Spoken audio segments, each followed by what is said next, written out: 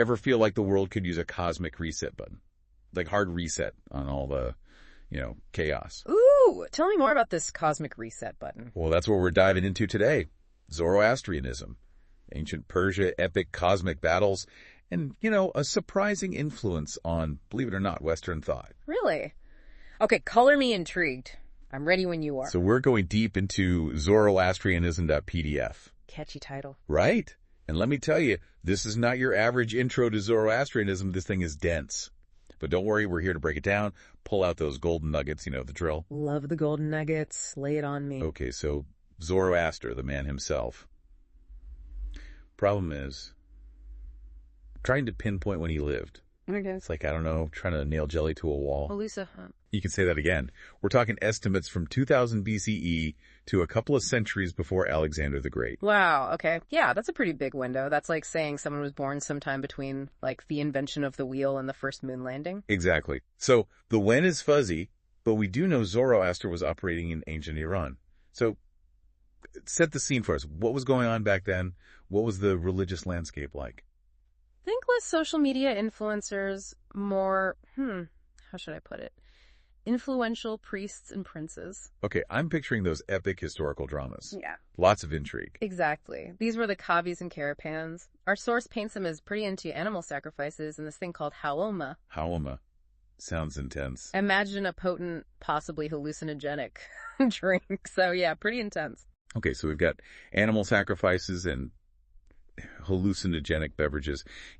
Sounds a little bit like a weekend at my place. I'm kidding. Yeah. But seriously, where does Zoroaster fit into all of this? He was not about that life. He saw it as excessive, ritualistic, lacking that personal accountability. He was a reformer, calling for a more ethical way of life, a more streamlined belief system. Streamlined. So like going from a polytheistic buffet to a single deity menu. Bingo. Enter Ahura Mazda, the supreme god. Ahura Mazda. Okay, I've definitely heard that name before. It's a big one, and the interesting thing is, it wasn't just pulled out of thin air. The name itself, it's like a fusion of existing concepts. Ahura meaning Lord, and Mazda meaning wisdom. Clever. So it's like Zoroaster took the best of what was already there and gave it an upgrade. Exactly. It wasn't just about swapping out deities. It was a fundamental shift in how people approached, life.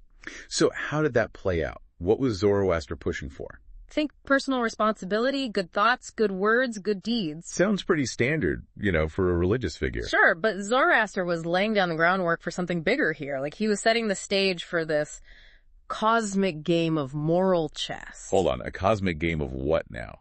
Moral chess. Yeah, so Hey, I'm listening. It's not just good versus evil. It's this constant back and forth, this struggle between two forces, Asha and Druj. Asha and Druj. Okay, I'm getting Marvel Comics vibes here. Yeah, I can see that. But think of Asha as like the cosmic architect's order, truth, the righteousness, everything that keeps the universe humming along. Okay, I'm with you. Then you've got Druj chaos personified. Falsehood, destruction, always trying to mess things up. So it's like a never-ending cosmic wrestling match. Yeah. And the fate of, everything hangs in the balance. Got it. But here's the catch. It's not just happening out there. It's happening inside each of us. Wait, hold up. Are you saying I've got my own personal Asha versus Druj showdown happening right now? In a way, yeah. Every choice you make, every thought you think, every word, it all feeds into this cosmic struggle. Okay, that is a lot of pressure. So how do I make sure Team Asha wins? What's the game plan? That's where Zoroaster's whole good thoughts, good words, good beads thing comes in. It's not just, feel good stuff. It's your battle strategy. Good thoughts. Purify the mind. Good words. Create harmony. Good deeds. Well, those ripple outwards, contribute to the greater good, It's like a spiritual training montage. But instead of getting ripped, you're becoming, I don't know, a force for good in the universe. Exactly. And it all comes back to personal responsibility. We're not just watching this cosmic showdown. We're in the ring. This is blowing my mind a little bit. I love how this ancient religion suddenly feels incredibly relevant, Right? Like we're all making choices, and those choices have consequences, both personally and cosmically. Speaking of cosmic, yeah. What about all the other beings our source mentions? We've got Yazatas, Ahuras, even angels and demons pop up. Yeah, it's a pretty full dance floor.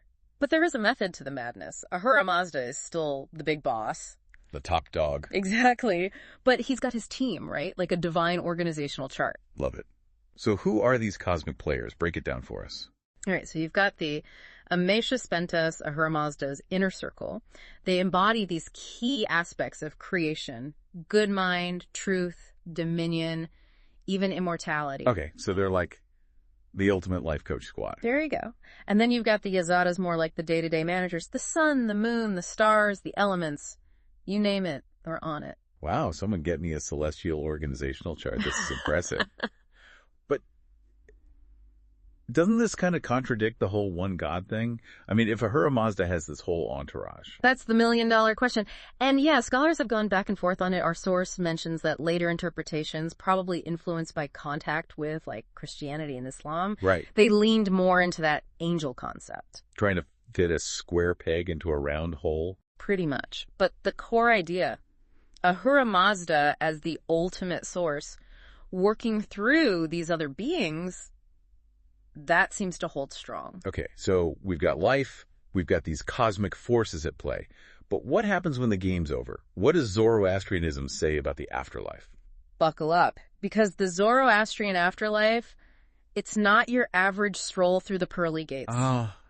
Okay, lay it on me. Imagine this, the Chinvat Bridge, the Bridge of Judgment. Now, it's not a literal bridge, more like a metaphor for the soul's, I don't know, passage into the afterlife. Okay, I'm picturing something a little more dramatic than a bridge. Right. So you die, your soul steps onto this bridge, and bam, judgment time. No pressure or anything. Right. So who are the judges in this cosmic courtroom? 3 Yazatas, Mithra, Shrausha, and Rashnu. Okay, and they're looking at... Everything. Good deeds versus bad deeds. And your fate is decided, lived a righteous life, boom, the bridge widens, becomes this beautiful, fragrant pathway to the House of Song. Paradise. Exactly. But if you haven't been so, angelic. Let me guess, the bridge narrows. Things get a little... Let's just say it's not a place you want to be. The Zoroastrian version of, you know? Yeah, no thanks. I'm sticking with my good deeds meditation plan. But what about those of us who are somewhere in between? Neither saint nor sinner. Don't worry. Zoroastrianism has got you covered. There's the Hemistagan. It's like a waiting room, a chance to reflect, purify yourself before moving on. And here's the kicker, even the bad place. It's not necessarily a life sentence. Wait, really? Tell me more. Punishment isn't just about, punishment. It's about rehabilitation. Yep. The goal is to help souls learn, grow, ultimately reunite with Ahura Mazda. There's even this concept of frashokureti, Right. like a final renovation of the universe. Even though stuck in darkness, they're brought back to the light. Ultimately, good triumphs. Wow, that's really beautiful. Right. It's like no matter how far you stray, there's always a path back. I'm sensing a theme here. Hope, resilience, this constant dance between good and evil. So how did this ancient faith do in the real world? What happened after Zoroaster, dropped his cosmic truth bombs? Well, like any good story, it's had its ups and downs. For a while, it thrived, became the official religion of powerful empires. The Achaemenids, the Sassanids. Right, of those guys. Right. And during those golden ages, Zoroastrianism, it was everywhere. Art, architecture, law. Talk about a legacy. But empires rise and empires fall. Zoroastrianism's journey wasn't always smooth sailing, right? Our source mentioned something about a Muslim conquest. Yeah, that was a major turning point, 7th century. Now, it wasn't an immediate wipeout. At first, the Muslim rulers, they offered some tolerance. Zoroastrians were given protected status as dhimmis. Dhimmis, which basically meant... They could practice their faith, but they had to pay a tax. Right, the jizya. Not ideal, but... Hey, it allowed for, some level of coexistence. Over time, though, things got tougher. More pressure to convert to Islam. This reminds me of that story about the cypress tree. Ah, the cypress of Kashmir. Powerful symbol. Right. And it wasn't just any tree. This cypress, it was said to have been planted by Zoroaster himself.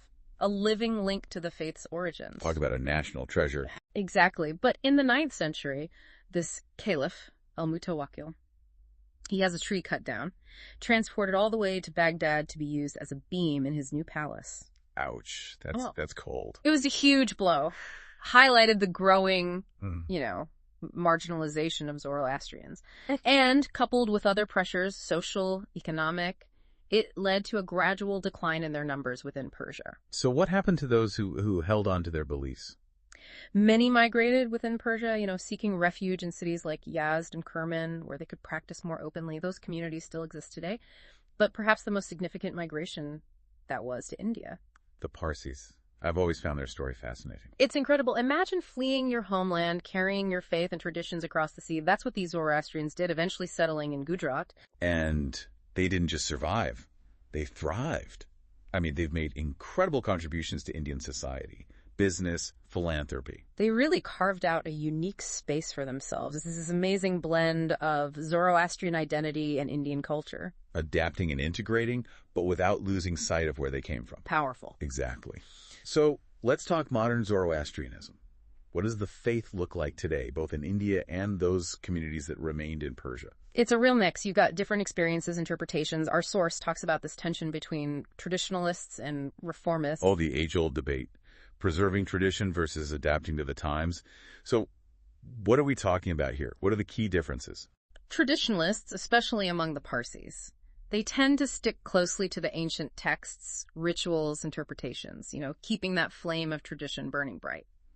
Reformists, on the other hand, they're more open to reinterpreting the faith through a modern lens. Makes sense. Two sides of the same coin, both trying to navigate faith in, well, the 21st century, right? Makes you wonder, is there space for both approaches within Zoroastrianism?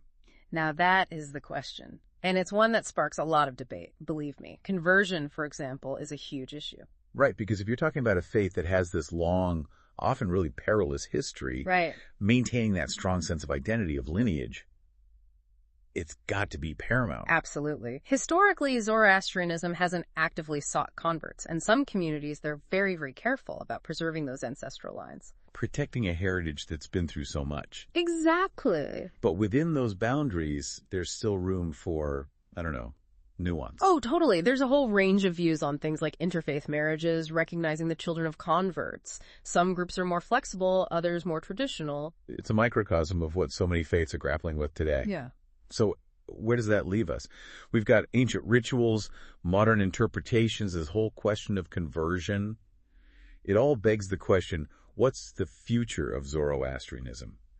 Can you honor the past while embracing the future? It's a balancing act, that's for sure. But what gives me hope is this renewed interest in Zoroastrianism we're seeing. Really? Even among people who aren't Zoroastrian? Yeah, and I think it's that emphasis on ethical living, personal responsibility, the idea that our choices have these cosmic implications that really resonates with people today. It's like Zoroaster was way ahead of his time. Right. This whole good thoughts, good words, good deeds thing, it's like a blueprint for mindful living. Exactly. And then there's that enduring message of hope. Even after facing incredible adversity, Zoroastrianism has survived, adapted, and it continues to offer this really unique perspective on, what it means to be human. It's a reminder that even when things are dark, light finds a way. So much to unpack there. It's amazing to think about this belief system that has endured for so long. Thousands of years, easy. It really puts things in perspective. But before we get too existential on our listeners, let's bring it back to Zoroastrianism. We've talked about how it influenced empires, how it's been able to adapt, across continents, across centuries. But did it have any impact on other, major religions? Oh, that's a fascinating question. And it's one that, let me tell you, scholars have been going back and forth on for ages. Direct causal links. Tough to prove definitively. But the echoes, the parallels, they're definitely there. Okay, so give us some examples. We talked about the potential connection to monotheism earlier, but what else stands out? Well, look at the concept of heaven and hell. It's a biggie in many religions, right? Yeah. Including the Abrahamic faiths. But in Zoroastrianism, it's front and center. Those vivid descriptions of the house of song and the house of lies, hard to miss. And that whole final judgment thing, right? Souls being weighed based on their deeds, that feels pretty universal too. 100%. It's everywhere. And then there's the Messiah figure, someone who will, usher in a new era of peace, righteousness. Again, it's a common thread across different cultures, time periods, but it's a key part of Zoroastrianism too. Yeah. That promise of Saushint, the world savior. It's pretty mind-blowing when you think about it. I mean, these ideas that have shaped, the religious landscape for millennia, they might have roots in this ancient Persian faith. It's kind of a lot to wrap your head around. It really makes you think about how interconnected human thought really is. Right. Ideas, they travel, they evolve, they get woven into different cultures, belief systems. That's what makes studying this stuff so fascinating. It's like tracing the genealogy of ideas. I love the genealogy of ideas. It's like that game we used to play as kids' telephone. One idea whispered through history changing a bit with every retelling But still holding on to that original essence. Yeah. Yeah, okay. And it makes you realize that our understanding of the past, even the religious landscape we see today, it's not static, it's evolving. Constantly. Definitely gives you a different perspective. So as we start to wrap up this deep dive into Zoroastrianism, any final thoughts for our listeners? What can we learn? What can we take away from this ancient faith that might be relevant to our modern lives? For me, Zoroastrianism is all about resilience, facing centuries of, persecution, migration, cultural shifts, and yet it's still here. Not just survive, it's still evolving. It's a testament to, the human spirit, that need for connection, for meaning, for hope, even when things are tough. I love that. And the thing that really resonated with me, that emphasis on personal responsibility, our thoughts, our words, our actions, they have ripple effects, right? Totally. And not just in our own lives, but on a cosmic scale. Yeah. It's a powerful message. It's a call to mindful living. It really is. Yeah. To be conscious creators of our reality and to do our part in making the world a better place. Beautifully said. Yeah. To our listener. Zoroastrianism is ancient, enduring faith. It offers a message of hope, of resilience, of the importance of, aligning ourselves with the forces of good. It's a reminder that even in the darkest of times, light always finds a way through. Thanks for joining us on this deep dive. Until next time, keep exploring, keep questioning, and keep seeking out those hidden gems of knowledge. They're out there.